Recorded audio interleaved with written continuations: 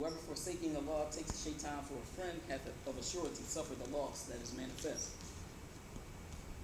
And what I'm keying in on is this one point here where it says, I will order them to slit the ears of cattle and to deface the fair nature created by Allah. And this is what we're seeing in society now.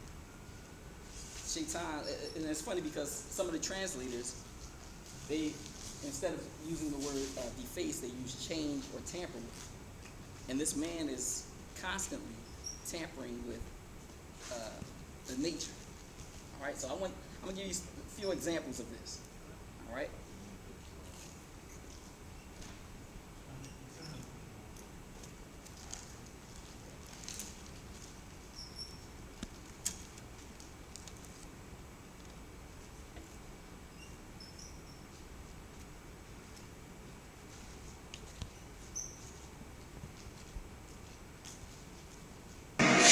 Now, before we get to the debate, I've got to tell you about one story. The FDA is currently in the process of approving the first genetically engineered animal for human consumption. It's a super salmon. The FDA will hold a public hearing in September on whether the salmon should be labeled as genetically modified if they allow it on the market. And that's considered a key issue in whether the public will actually buy the fish and have it showing up on their dinner plates. The salmon's being developed by Aqua Bounty Technologies of Massachusetts. And get this, it grows to the market size weight in just half of the usual time. And there's a reason for its quick growth. It's because it takes hormones from a Chinook salmon and combines it with an ocean pout, which is this eel-like creature, and that produces the extra large and very quickly growing salmon. So the firm says that genetically modified salmon can avoid the risks of pollution, disease, and other problems that you can find in saltwater fish farms by raising the salmon at those inland facilities. Now, environmentalists and scientists are watching the FDA and the public's reaction to the salmon very closely. If this is approved, this could open the door to a large range of genetically modified animals being raised for consumption. But I'm not sure that Americans are going to rush to the supermarket for this super salmon, especially if they're told that it's genetically modified with eel-like creature DNA. So the GMO stands for genetically modified organism. All right. So this is an example of man tampering with nature. Okay, being manipulated by shaitan to tamper with the nature. Look at something that may be approved by the government as safe to serve for dinner. It's a fish, but it's been changed, genetically altered by scientists who made it grow bigger and grow faster than ever before. But is it safe to eat? Our Jim Avila traveled to a hidden site in Panama to uncover the secrets of this superfish. Behind padlocked gates and barbed wire fences in Panama grows what could be a landmark change in what we eat. Shades of Jurassic Park, where movie scientists played with dinosaur DNA. Here, actual scientists grow a DNA-altered salmon, producing the first bioengineered meat on track to be approved for human consumption. Critics call the process creepy and label it Frankenfish. When you move the DNA from a species into another species, you create a new life form that's so new and so unique that you can get a patent for it.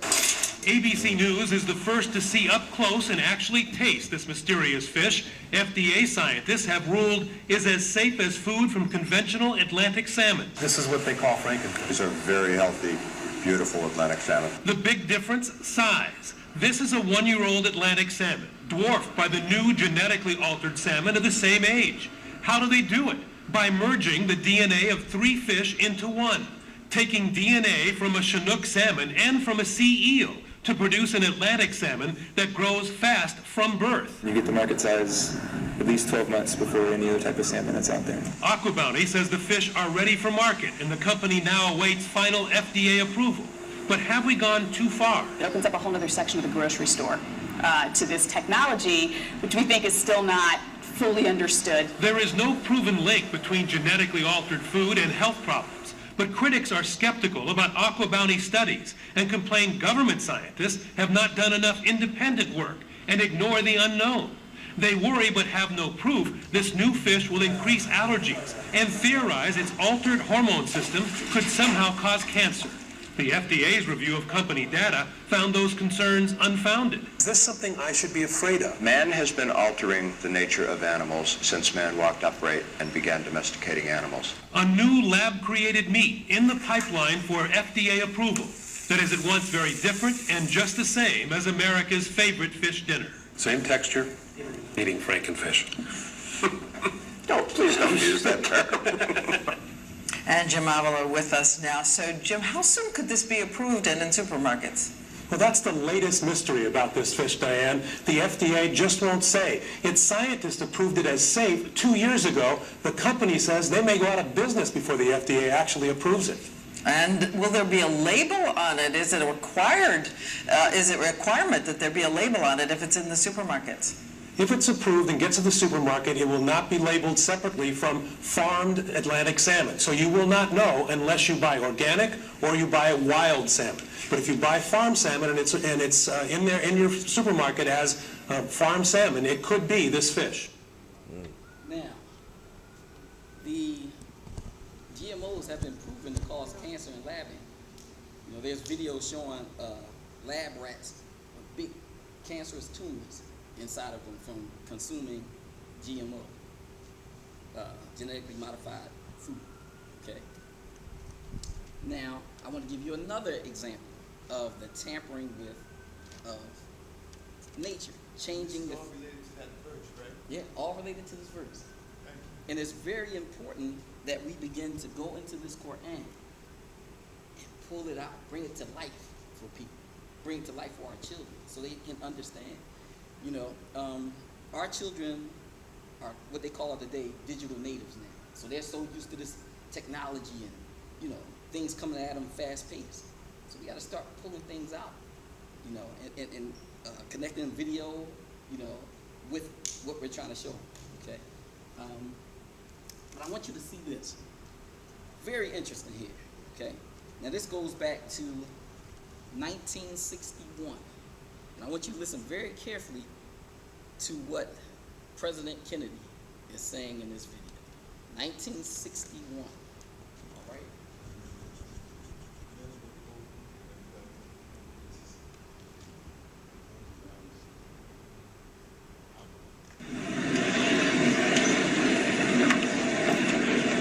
Mr. President, honored delegates, ladies and gentlemen, we shall propose further cooperative efforts between all the nations in weather prediction and eventually in weather control. We shall propose, finally, a global systems of communication satellites linking the whole world in telegraph and telephone and radio and television. The day need not be far away when such a system will televise the proceedings of this body to every corner of the world for the benefit of peace. Now, what did he say? He said weather prediction and weather control. So back then, and probably before that, they were planning on controlling weather. All right? So, is this possible? Can they do this? Let's see. All right? Let's go to this next piece I want to show you.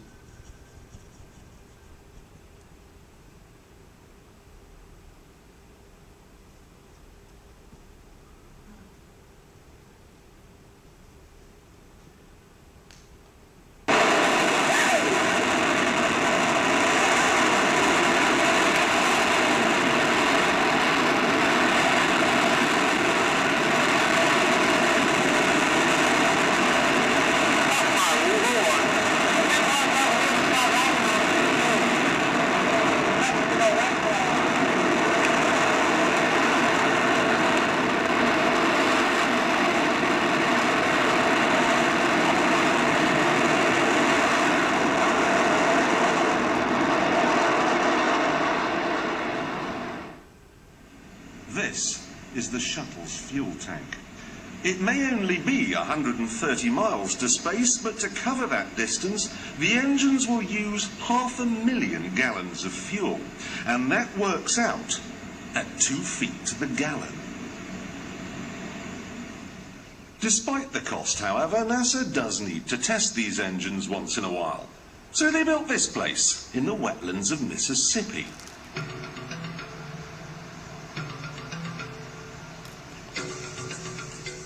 The first thing they installed was a huge loudspeaker, through which they played white noise to simulate the sound of a rocket.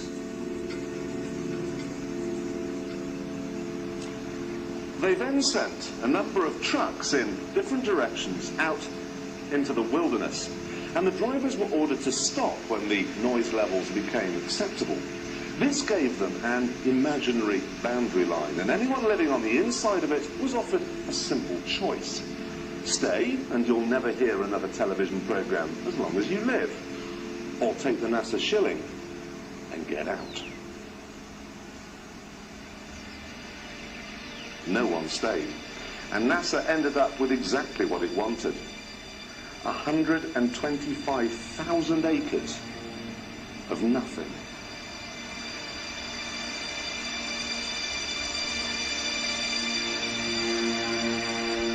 They even had to move 5 cemeteries, because the noise they were planning on making would wake the dead.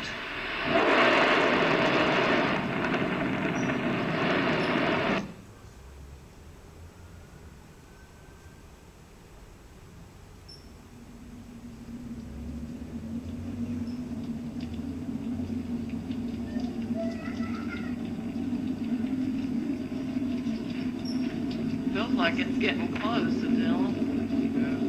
There went something. What is that? That feels like it's getting very close.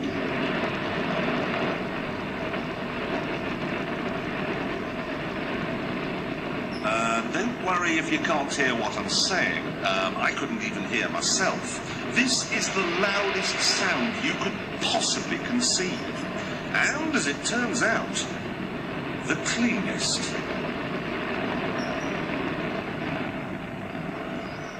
Now, the most amazing thing is that that cloud up there, which was generated by the engine, is just a mixture of hydrogen and oxygen. It's water vapor.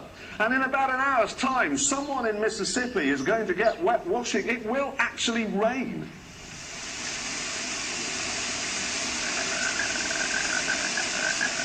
I told you.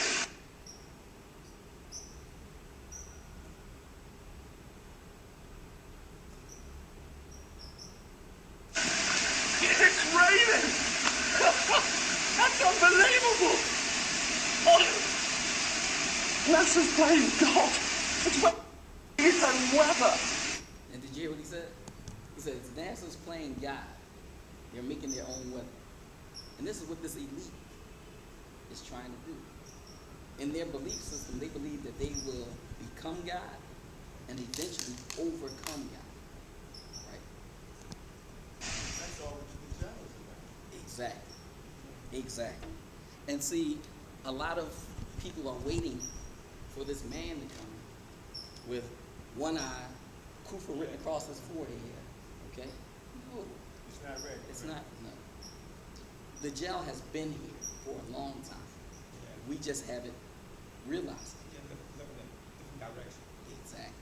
Exactly. Because if you look at the description of the Dajjal, it talks about that he would be able to jump up and down in between the heavens and the earth. If we saw a man flying up between the heavens and the earth, we wouldn't know. But they do this with the space shuttles. They go up and they come down. Up and down. So the Dajjal is only the Prophet Muhammad describing to his followers our society. Okay?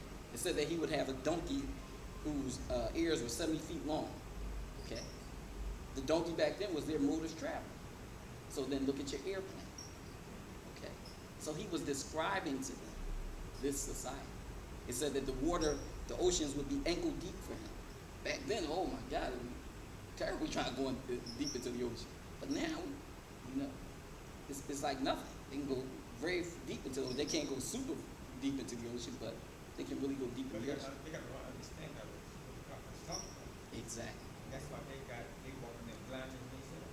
Right. They can't see what's going on. Right. But they're going to be that donkey here would be like donkey. Exactly. Because we can explain it. Because it was a mode of travel. Exactly. Right. You know. Yes, you just cleared up something for me that I didn't catch. myself literally all my life. The words Catholic on his forehead really, I knew from Gideon didn't mean that literally someone would be walking around with their eyes, but his actions would be so clear as the proof of same, and that's where the 666 comes from. But it says even, it said that Kufa would be written across his forehead so that even a blind man could see. So it's letting you know it's from his action. Exactly. Okay? So we have to start being intellectual Muslims. We have to start thinking, thinking about things. All right, let me look at there's the book at the end. They actually give the Dajjal a physical description as far as his eyes, and they say the Messiah is going to come back and kill the Dajjal. So who's the Messiah going to come back and See the thing. Oh, go ahead. I'm sorry. Yeah, I'm saying who's the Messiah going to actually come back and slay him? Okay. Well, let's look at it. Can I say something? Oh yeah, go ahead. No, you're correct. That could be a leader, a leader of the forces. Because yes, the description does say, although there's a slight conflict, one says Dajjal would not be able to enter Mecca, but by the same token, Isa is going to catch up with him when he makes Tawaf. So, a good way to reconcile these, and because the brothers know we're saying it in fear is wrong or anything like that.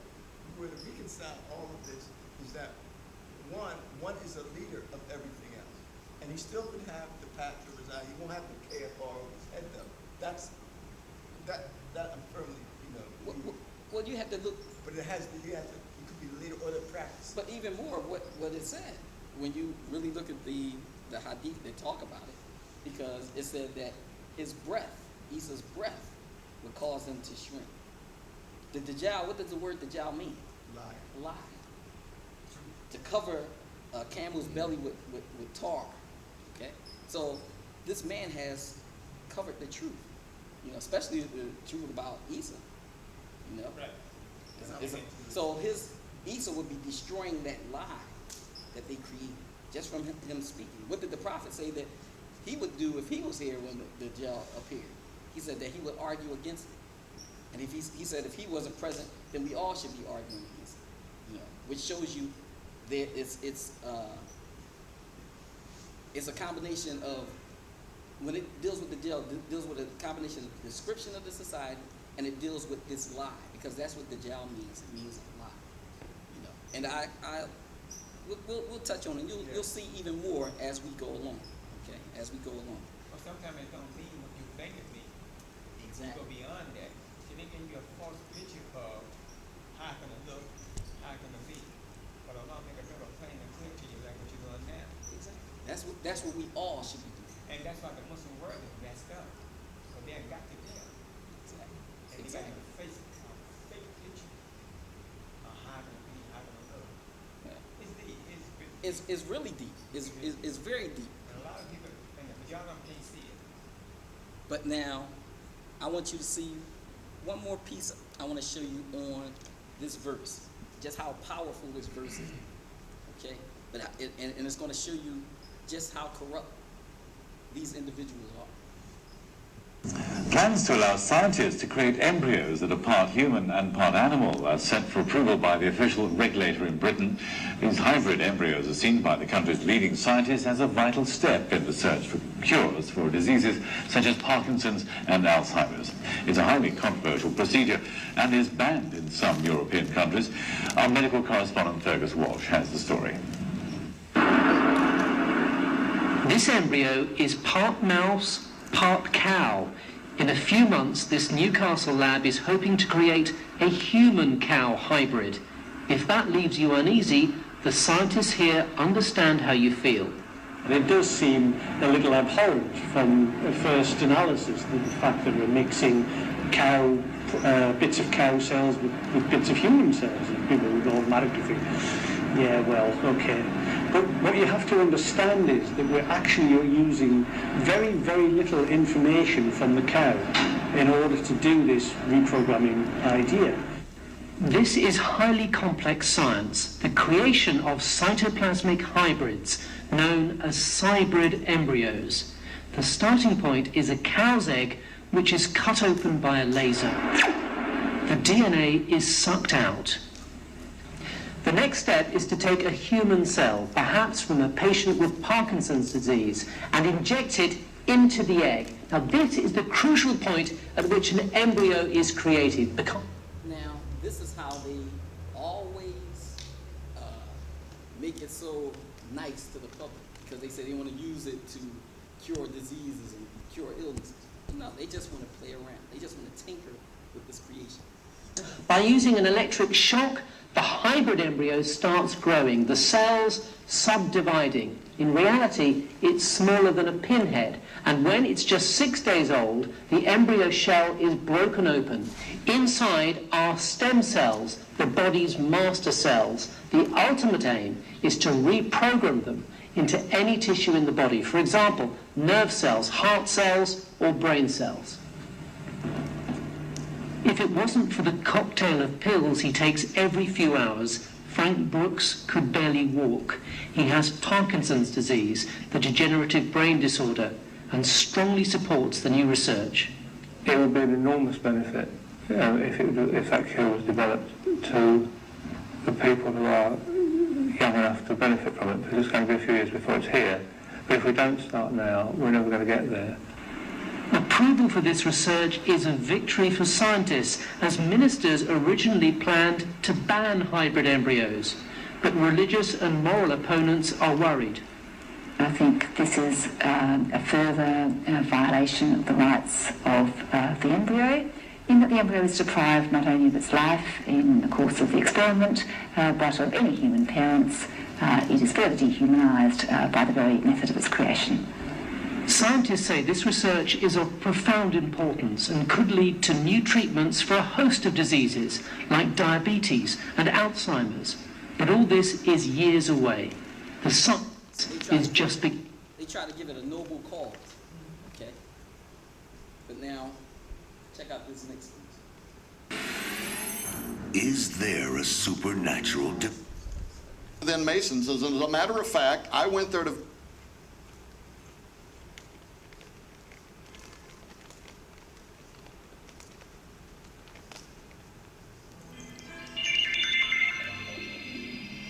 Welcome to the pioneering new world of farming pharmaceuticals. Biofarming, aiding scientists in cutting-edge research. PPL Therapeutics is working on a solution. They want to clone pigs whose organs can be transplanted into people. They want to clone pigs whose organs can be transplanted into people. Okay? But it brings that verse out more and more. You see how powerful this verse is from the Quran. But it's a big Christian organization fighting against it stuff. That fighting against it. But Right. the only one not fighting against it, and I hate to say it, is Christian and Jews fighting against this kind of stuff. They out there picking, and they don't show them fighting against it. Exactly. Exactly. You know. And genetically modified cows that can produce milk containing the same health properties as human breast milk. So they want to they want to create a cow that can create human breast milk. Okay. Glow-in-the-dark cats could help develop treatments for diseases, for animals, and for humans. Yes, you did hear that correctly. He has put a spider gene into a goat. Transgenic fish. So the fish actually have what appear to be six-pack abs that we see in humans. My friends, I am here to warn you. I am here to alert you to the greatest threat to our species and our civilization on this planet. Humanity in just the last 100 years has increased its technological and scientific knowledge thousands and thousands of times what it was. But we are still the same species that we were, capable of magnificent heights, but also of horrifying lows. I want to talk to you about the greatest threat to human civilization and society today, already irrevocably changing the genetic code of the biospheres on this planet, and that is genetic engineering.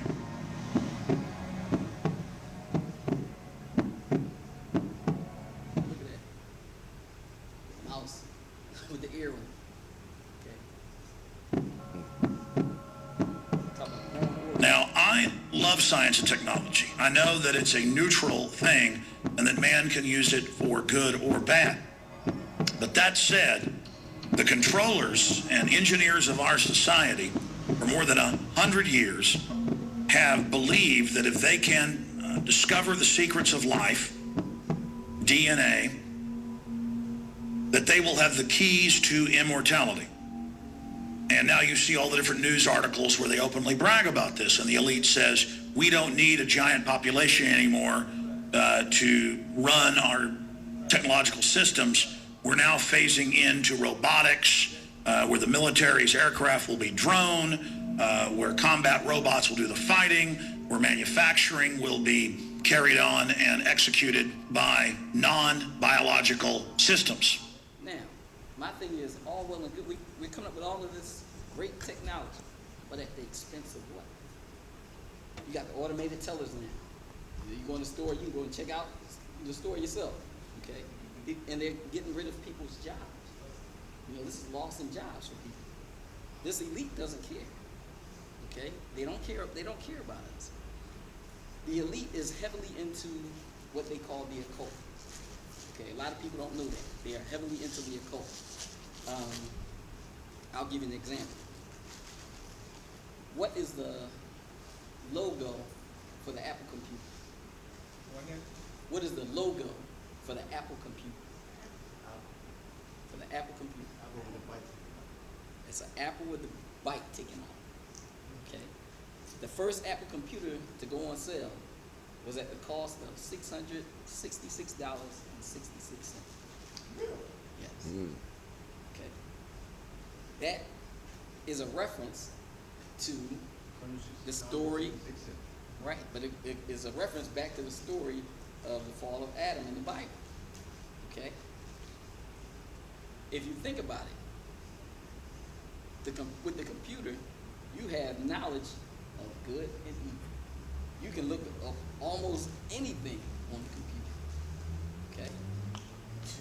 But it's a reference to that. These people, like I said, they are highly into the occult, numerology, astrology, paganism, okay? All of this stuff is a part of their belief system. I'm gonna prove it. I'll show it to you, all right? But let's move on. All right, because now, looking at that, let's look at this tampering and let's see the effect that it's having on the family, okay?